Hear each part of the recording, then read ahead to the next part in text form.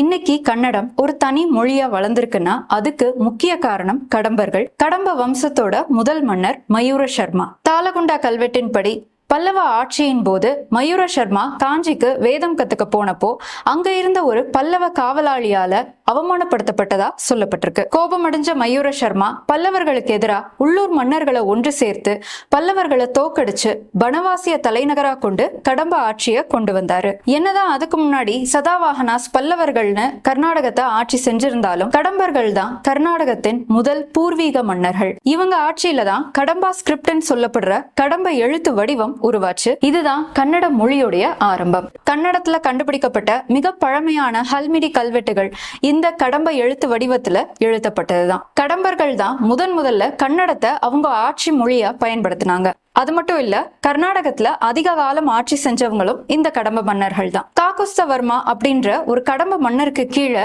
கடம்ப ஆட்சி அதோடைய உச்சத்தை எட்டி இன்னைக்கு கர்நாடகத்துல இருக்கிற பெரும்பாலான பகுதிகள் அவருடைய ஆட்சியின் கீழே கொண்டு வரப்பட்டுச்சு. இன்னைக்கு கர்நாடகம் ஒரு தனி நிலப்பரப்பாவும் கன்னடம் ஒரு தனி மொழியாவும் உருவாக முதல் காரணம் கடம்ப மன்னர்கள் தான் சொன்னா அது மிகையாகாது.